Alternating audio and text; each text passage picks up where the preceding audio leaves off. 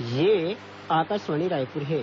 छत्तीसगढ़ी समाचार बुलेटिन के संग ललित साहू के जय जोहार। माओवाद प्रभावित क्षेत्र मन में अनुसूचित जनजाति वर्ग के गांव वाले मन के खिलाफ दर्ज प्रकरण मन के समीक्षा करेगी। समीक्षा के बाद प्रभावित मनखे मन ला समयबद्ध कार्य योजना के तहत न्याय दिवाए के फैसला लेगी। उच्चतम न्यायालय के पूर्व न्यायाधीश न्यायमूर्ति ए के पटनायक की अगुवाई में बनाए गए एक ठिन समिति ह राजधानी रायपुर में ये प्रकरण मन के समीक्षा करीन। समिति डहर ले बस्तर रेंज के 7 ठिन जिला और राजनांदगांव जिला के माओवाद प्रभावित क्षेत्र ला मिला के कुल 8 ठिन जिला मन में दर्ज प्रकरण मन के संबंध में जानकारी लीन। बैठका में अनुसूचित जनजाति वर्ग के माओवाद घटना ले जुड़े प्रकरण मन में कार्रवाई खातिर पुलिस उप महानिरीक्षक सुंदर राज पी और भारतीय दंड विधान के आने धारा के संगे संग स्थानीय विशेष अधिनियम के तहत दर्ज प्रकरण मन में कार्रवाई पर पुलिस उप महानिरीक्षक संजीव शुक्ला ला जिम्मेवारी दे गए है। उन्हें आबकारी अधिनियम ले जुड़े प्रकरण मन में कार्रवाई खातिर विभाग के सचिव और आयुक्त के संगे संग आवश्यक समन्वय पर आदिम जाति और अनुसूचित जनजाति विभाग के सचिव ला जिम्मेवारी दे गए है। ये मौका में राज्य के महाधिवक्ता कनक तिवारी और पुलिस महानिदेशक डीएम अवस्थी के संगे संग पुलिस विभाग के बड़का अधिकारी मन मौजूद रहीन।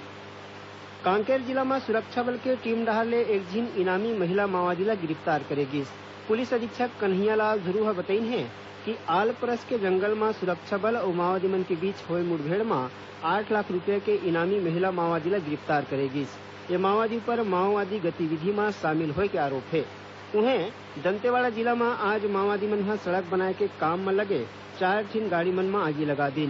हमारे संवाददाता ले मिले खबर के मुताबिक किरंदुल इलाका में सड़क बनाए जाते जहां आज मंझनिया करीबन 50 जन माओवादी मन ड्राइवर कंडक्टर ला बंधक बना ली और 3 ठिन टिप्पर और 1 ठिन पोकलेन मशीन में आगी लगा दी। घटना के बाद इलाका में तलाशी अभियान ला तेज कर दे गए है। प्रदेश के तेंदुपत्ता सकलैया परिवार मन ला ऐसो कुल 700 करोड़ रुपया के मजदूरी भुगतान करे जाही। ये जानकारी वन विभाग के अधिकारी मन रायपुर में संग्रहण काम के समीक्षा बैठक के दौरान दी। बैठका के अगुवाई वन विभाग के अपर मुख्य सचिव सी के खेतान करी। बैठका में बताया गया कि चालू मौसम में अब तक करीबन 7.5 लाख मानक बोरा तेंदुपत्ता सकेले गए है। ऐसो 16,70,000 ले ज्यादा तेंदुपत्ता सकेले के लक्ष्य रखे गए है।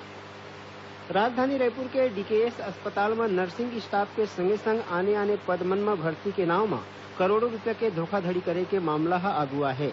छत्तीसगढ़ प्रदेश स्वास्थ्य नर्सिंग संगठन डहर ले गोल बाजार थाना में शिकायत दर्ज कराए है कि अस्पताल के पूर्व अधीक्षक डॉक्टर पुनीत गुप्ता कई ठिन पद मन में भर्ती करे के नाव में युवा मन ले आवेदन के संगे संग फीस के रुपया में करोड़ों रुपया गमन करे है।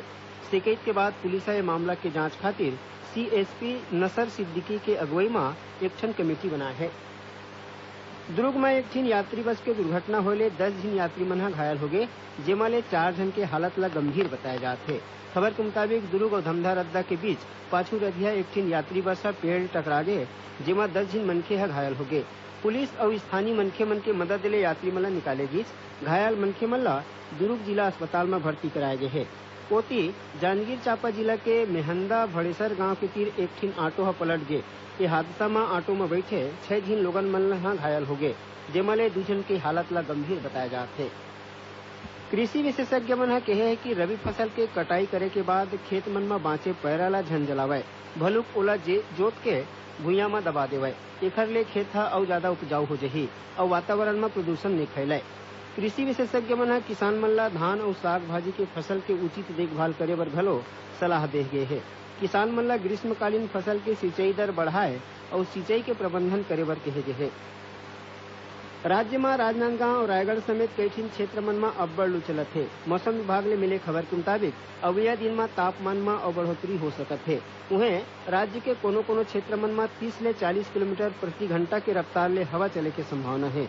प्रदेश के उत्तरी और दक्षिणी क्षेत्र में गरज चमक के संग थोर बहुत पानी गिर सकत है।